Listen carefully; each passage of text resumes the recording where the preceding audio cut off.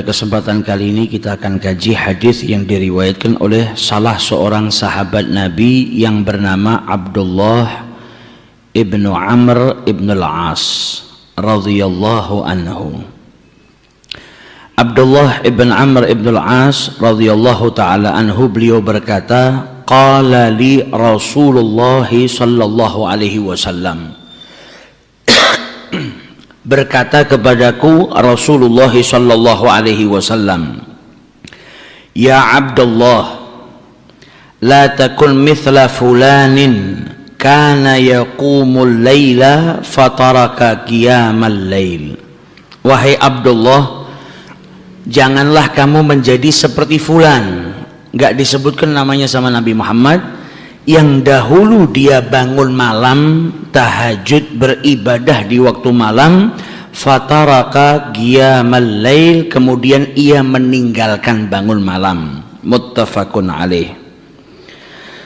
Sahabat yang bernama Abdullah ibn Amr ibn al-As ini adalah putra dari sahabat Nabi yang bernama Amr ibn al-As. Huwa as-sahabi al-jalil, salah seorang sahabat yang mulia, al-khashi', yang takut kepada Allah subhanahu wa ta'ala, az-zahid, salah seorang sahabat yang zuhud, yang ahli dalam beribadah, yaitu Abdullah ibnu Amr ibn al-As. Aslama Sayyidina Abdullah ibnu Amr ibn al-As qabla islami abih. Abdullah ibn Amr ibn al-As ini masuk Islam sebelum ayahnya. Jadi si anak ini masuk Islam terlebih dahulu sebelum ayahnya yang bernama Amr ibn al-As. Dalam sebuah riwayat dulu namanya adalah Al-As. Ketika masuk Islam, maka Nabi Shallallahu Alaihi Wasallam mengganti namanya dengan Abdullah.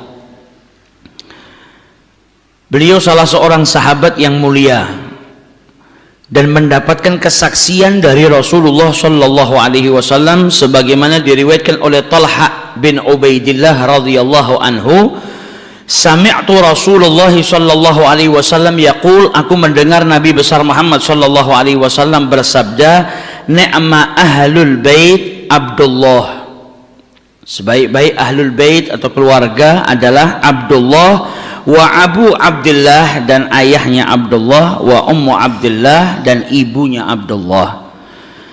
Dan juga salah satu keutamaan daripada Abdullah ibn al-Amr ibn al-As sebagaimana diriwayatkan oleh salah seorang sahabat Nabi yang bernama Abu Hurairah. Abu Hurairah pernah berkata, enggak ada sahabat Nabi yang banyak meriwayatkan hadis melebihi aku setelah beliau. Siapa? Abdullah ibn al-Amr ibn al-As. Beliau katakan bahwasanya sahabat Nabi yang bernama Abdullah bin Amr bin As itu, fa innahu kana yaktubu wala aktub. Ketika mendengar hadis Nabi, Abdullah bin Amr bin As ini mencatat hadis-hadis Nabi Muhammad dan aku tidak mencatat.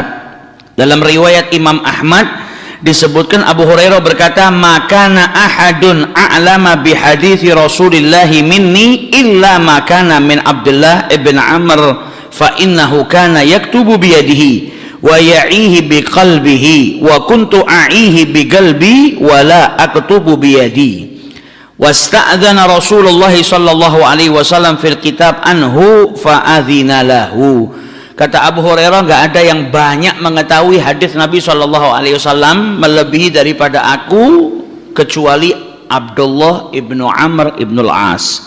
Karena beliau dulu kalau dengar hadisnya Nabi ditulis dan saya tidak menulis. Beliau menulis dan menghafalnya dengan hatinya, memasukkan hadisnya Nabi ke dalam hatinya. Kalau saya cuma menghafalkan dengan hati tapi tidak menulis. Dikatakan oleh Abu Hurairah bahwasanya Abdullah bin Amr bin As ini minta izin kepada Nabi Muhammad untuk menulis hadisnya Rasul sallallahu alaihi wasallam dan diizinkan oleh Nabi Muhammad sallallahu alaihi wasallam.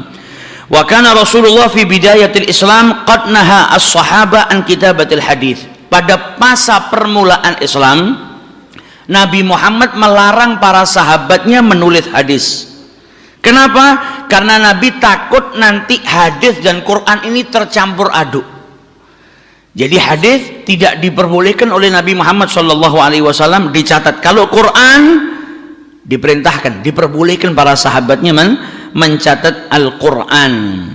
Fa'an Abi Sa'id Al-Khudri, sebagaimana diriwayatkan oleh Abi Sa'id Al-Khudri radhiyallahu taala anhu, bahwasanya Rasulullah sallallahu alaihi wasallam bersabda, la taktubu anni wa man kataba anni ghairul Qur'an falyamhuhu.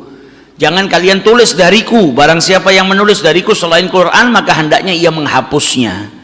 Jadi Nabi Muhammad takut kalau nanti tercampur antara firman Allah dengan hadisnya Rasul sallallahu alaihi wasallam. Thumma adzina Rasulullah sallallahu alaihi wasallam lahum an yaktubu anhul hadits. Kemudian setelah itu Nabi Muhammad sallallahu alaihi wasallam mengizinkan para sahabatnya untuk menulis hadis-hadisnya Rasulullah sallallahu alaihi wasallam. Dan termasuk salah seorang sahabat yang diizinkan oleh Rasulullah menulis hadis adalah yang meriwayatkan hadis ini, Abdullah ibn Amr ibn As. Sebagaimana diriwayatkan oleh Safwan ibn Sulaim dari Abdullah ibn Amr ibn As, beliau berkata, ista'dzantun Nabi sallallahu alaihi wasallam fi kitabati ma sami'tu minhu. Aku meminta izin kepada Nabi Muhammad SAW untuk menulis apa yang aku dengar darinya. Fa'adhinali, maka Nabi pun mengizinkan kepadaku. Fakatabtuhu, maka aku pun menulis hadis-hadis Rasul sallallahu alaihi wasallam. Dan dulu Sayyidina Abdullah ibn Amr ibn As memberi nama buku catatannya yang isinya hadis-hadis Rasulullah dengan as-sadiqah, ucapan yang benar, ucapan yang hak. Jadi sahifahnya, bukunya yang isinya hadis-hadis Rasulullah diberi nama sama beliau sebagai as-sadiqah.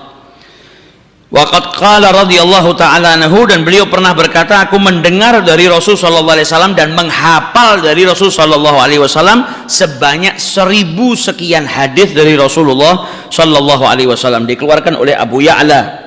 Wa kana radhiyallahu ta'ala anhu wa ardhahu dha himmatin, beliau terkenal orang yang punya semangat yang kuat, sampai diriwayatkan hafidtul Quran, aku itu hafal Al-Quran. Faqara'tu bihi fi lailah, dan aku membaca Al-Quran, menghatamkannya dalam semalam.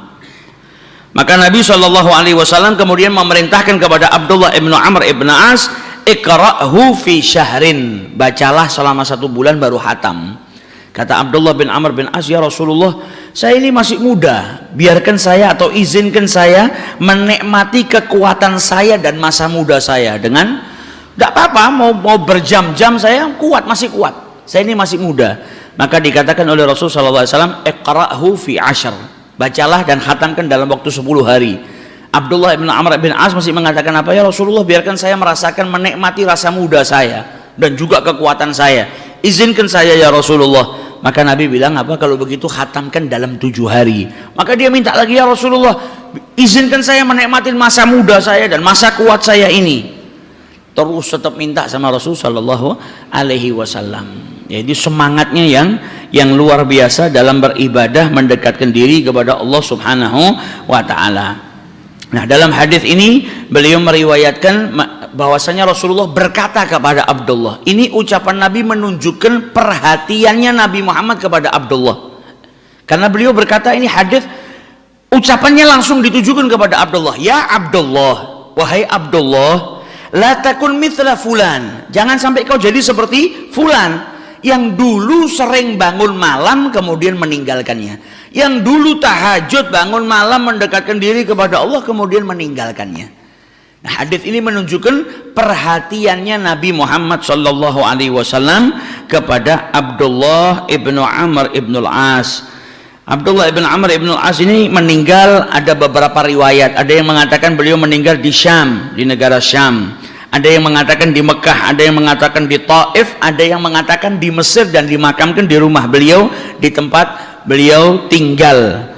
Dan diriwayatkan beliau meninggal dalam usia 66 tahun. Ada riwayat juga 55 tahun. Ada riwayat 68 tahun. Dan ada riwayat juga yang dhaif, riwayatnya 73 tahun. Akan tetapi Imam Bukhari meriwayatkan innahu mata sanah 69, yaitu di usia ke 69 tahun. Innahu mata sanah 69 wa tufiya radhiyallahu anhu wa huwa ibnu ithnataini wa sab'ina sanah. Ada juga diriwayatkan juga meninggal usianya 72 tahun. Jadi ada perbedaan riwayat di usia beliau meninggal dan juga di tempat wafatnya. Ada yang mengatakan di Syam, ada yang mengatakan di Taif, di Mekah, dan juga ada yang meriwayatkan di Mesir. Hadis ini diriwayatkan oleh beliau bahwasanya Rasulullah SAW bersabda kepada beliau, ya Abdullah, dalam riwayat Al-Imam Al-Bukhari dan juga Al-Imam Muslim, la takun bimithli fulanin. Jadi ada lafal yang mengatakan jangan sampai kau jadi seperti fulan. Karena yaqumul lail fataraka qiyamul lail. Dulu dia bangun malam kemudian meninggalkannya. Dalam riwayat Imam Ahmad, la takunanna, jangan sampai kau menjadi seperti fulan, dahulu bangun malam kemudian meninggalkannya. Dan ucapan Nabi SAW dengan menyebut nama Abdullah, ya Abdullah, ya dulu ala ihtimamihi sallallahu alaihi wasallam bihi, menunjukkan perhatiannya Nabi Muhammad kepada Abdullah ibn Amr ibn As. Karena langsung di situ Nabi yukhatibuhu, nyebut namanya, bicara, nama, nasihatin dirinya. Ini menunjukkan begitu perhatiannya Nabi SAW kepada Abdullah ibn Amr ibn As. La takun mithla fulan, jangan sampai kau jadi seperti fulan. Tidak disebutkan fulan itu siapa. Bahkan para perawi hadis mencari tahu siapa yang dimaksud sama Nabi fulan yang dulu sering bangun malam kemudian meninggalkannya. Maka di sini para ulama menjelaskan kepada kita ada dua kemungkinan. Yang pertama, mungkin Nabi Muhammad menutup orangnya. Dulu sering bangun malam, sekarang meninggal. Tidak disebutkan namanya supaya ditutup, tidak dibuka sama Nabi SAW. Tapi sebagian para ulama mengatakan tidak mungkin. Kenapa harus ditutup? Karena meninggalkan bangun malam bukan perbuatan yang haram. Qiyamul lail itu kan hukumnya sunnah. Kalau meninggalkan tidak dosa. Kalau ditutup sama Nabi karena perbuatan dosa masuk akal, tapi kan ini bukan perbuatan dosa. Maka para ulama lebih condong kepada tafsiran Nabi Muhammad maksudnya mengatakan jangan sampai kau menjadi fulan yang dulu bangun malam kemudian meninggalkannya. Maksudnya apa? Targhib, menyemangati Abdullah ibnu Amr ibnu As, yang artinya jangan sampai kau menjadi seseorang yang tadinya sering bangun malam kemudian meninggalkannya. Entah itu karena malas atau karena apapun, jangan sampai kau menjadi seseorang yang dulunya sering bangun malam kemudian meninggalkannya. Jadi tafsiran yang ini lebih dipilih oleh para ulama. Jadi maksud kalimat fulan itu adalah terghib, Nabi Muhammad menyemangati Abdullah ibnu Amr ibnu As. Karena yaqumul lail ay li salati tahajud, dahulu bangun malam yaitu untuk melaksanakan sholat tahajud. Atau bangun malam, yang dimaksud dengan bangun malam itu baik dengan sholat atau dengan amalan ibadah apapun yang mendekatkan dirimu kepada Allah. Bisa dengan ngaji Quran, bisa juga dengan tadarus Al-Quran, bisa juga kau dengan berzikir kepada Allah subhanahu wa ta'ala. Maka setiap orang yang bangun di waktu malam untuk beribadah kepada Allah masuk dalam kategori yaqumul lail, bangun di waktu malam, baik itu sepanjang malam atau sebagian daripada malam. Jangan sampai kau menjadi seseorang seperti fulan yang dahulu bangun malam fataraka qiyamul lail, kemudian meninggalkan qiyamul lail, ai tarakahu min aslihi, ditinggalkan sama sekali, sudah enggak bangun sama sekali untuk sholat tahajud atau untuk beribadah. Bisa jadi karena malas, bisa jadi karena sibuk sama urusan dunia, atau malah malamnya dibikin buang waktunya sia-sia. Jangan sampai engkau menjadi seperti orang yang dahulu giat bangun malam kemudian engkau meninggalkannya. Jadi di sini dalam hadis ini ada banyak manfaat yang bisa kita ambil. Apa manfaat yang bisa kita ambil? Yang pertama, kalau kita ambil pendapat para ulama, kalau Nabi itu menyebut fulan, tidak disebutkan namanya, itu menutupin keburukan orang lain. Berarti di sini pelajarannya apa? Kalau ada orang berbuat buruk, jangan dibuka, jangan diumbar, jangan disebut namanya. Atau walaupun dia tidak berbuat buruk, perbuatan maksiat, tapi perbuatan yang muqassir, perbuatan yang apa namanya, yang tadinya giat kemudian melemah, jadi perbuatan yang serba kurang, jangan sampai kau sebutkan namanya. Misalnya kau dulu melihat ada orang sholatnya 5 waktu di masjid, Kemudian kau nasihatin orang, jangan seperti Bapak Fulan itu. Dulu 5 waktu di Masjid Segap, sekarang nggak pernah kelihatan di Masjid Segap. Namanya jangan disebut. Seperti yang diajarkan oleh Nabi Muhammad sallallahu alaihi wasallam. Kemudian pelajaran yang juga kita bisa ambil, anna qiyamal lail laisa biwajibin law kana wajiban lam yaktafi li tarikihi bihadzal qadar bal kana yadhummuhu ablaghadh dzam. Dan di sini juga menunjukkan kalau qiyamul lail bukan sebuah kewajiban, tapi anjuran dari Nabi Muhammad, sangat dianjurkan. Karena kalau wajib Nabi Muhammad gak akan nasehatin seperti itu aja, tapi akan ditekankan sama Nabi Muhammad kalau itu perbuatan dosa kalau sampai ditinggal. Jadi banyak sekali pelajaran. Intinya di sini ada anjuran yang sangat dari Nabi Muhammad untuk tidak meninggalkan qiyamul lail. Bangun malam itu jangan sampai ditinggalkan. Karena itu apa? Da'bus salihin. Orang-orang soleh itu semuanya bangun malam.